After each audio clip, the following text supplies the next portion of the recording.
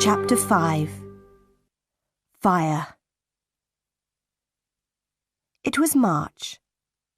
One night I was in bed, but I was not asleep. The house was quiet. Suddenly, I heard a sound in the corridor outside my room. "Who's there?"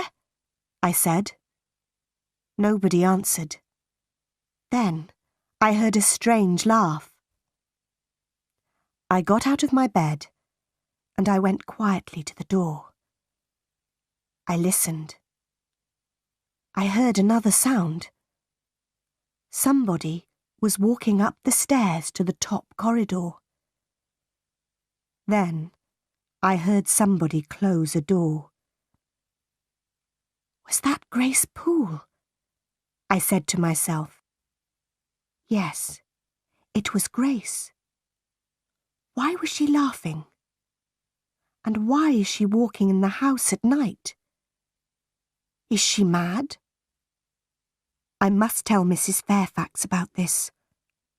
I will speak to her now. I put on some clothes and I opened the door. There was a candle on the floor outside my room. The candle was burning. There was thick smoke in the corridor.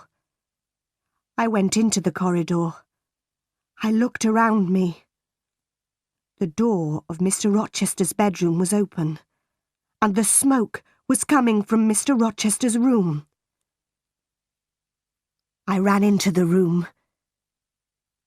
"Wake up, sir!" "What happened, Jane?" "There was a fire, sir. Grace Poole tried to kill you." "Stay here, Jane. Open the window. I'll go upstairs." I sat in a chair by the window. Time passed. At last, Mr. Rochester returned. "Please don't worry, Jane," he said. "Grace Poole is a strange woman, but she won't hurt anybody tonight." I stood up. "Good night, sir," I said. Mr. Rochester held my hand. He looked at me, and he smiled. "Thank you, my dear friend," he said.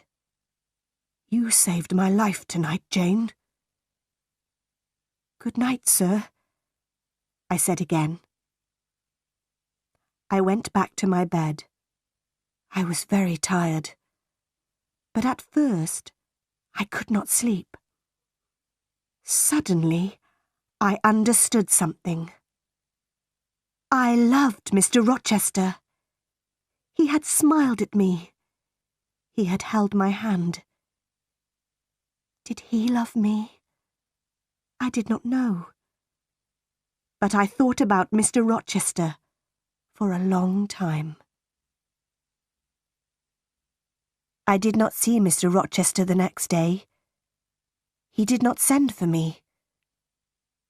In the evening, I went down to Mrs. Fairfax's sitting room. The housekeeper was looking out of the window. "The weather has been good today," Mrs. Fairfax said. "Mr. Rochester had a good day for his journey." "His journey? Where has he gone?" I asked. I was surprised. "He has gone to Ingram Park," Mrs. Fairfax replied. "Mr. Rochester will stay there for a week or more. He has many friends. All his friends will be at Ingram Park this week." "Will there be any ladies at Ingram Park?" I asked. "Yes," Mrs. Fairfax said. "There will be many ladies there. Miss Blanche Ingram will be there. Mr. Rochester has known her for many years." "Is Miss Ingram beautiful?" I asked. "She is very beautiful," Mrs. Fairfax said. "Will Mr. Rochester marry her?" I asked. Mrs. Fairfax smiled. "I don't know, Miss Eyre," she replied. I don't know. I was very unhappy. I went up to my bedroom. I looked in my mirror. Jane Eyre, I said to myself, you are not pretty, and you are poor. Mr. Rochester will never marry you. He will marry Miss Blanche Ingram. She is a rich lady. You are a poor governess. Forget Mr. Rochester, Jane Eyre. Forget him.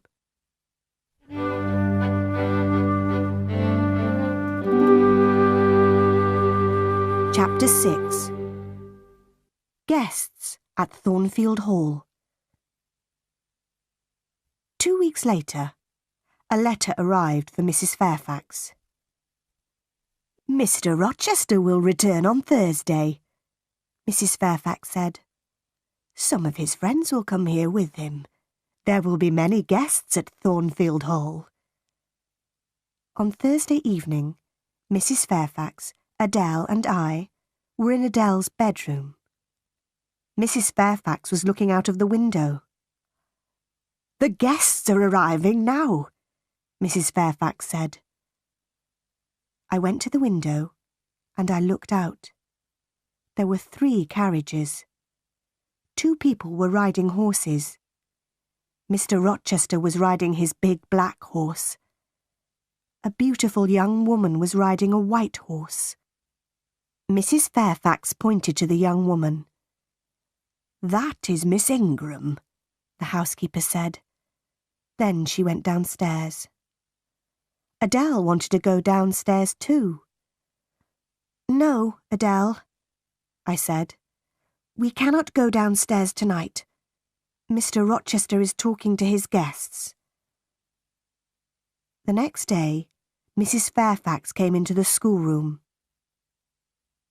Mr. Rochester wants you to meet his guests tonight, Miss Eyre, she said.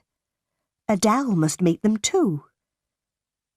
Later, Adele and I went quietly into the sitting room. And soon, 8 ladies came into the room. One of them was tall, dark, and very beautiful. She was Blanche Ingram. Adele ran towards her. Good evening, beautiful lady, she said in French. What a pretty little girl, Blanche Ingram said. Miss Ingram spoke to the other ladies, and she spoke to Adele, but she did not speak to me. Half an hour later, the gentleman came into the room. I looked at Mr. Rochester. He saw me, but he did not speak to me. Miss Ingram pointed at Adele. Why doesn't this little girl live at school, Mr. Rochester? She asked. Adele learns her lessons at home, Mr. Rochester replied. She has a governess. Oh, yes, that small woman by the window, Miss Ingram said. I had many governesses. I hated all of them. They were all ugly and stupid. Later, Miss Ingram and Mr. Rochester sang some songs together. Mr. Rochester had a fine voice. I listened to the songs. Then I left the room.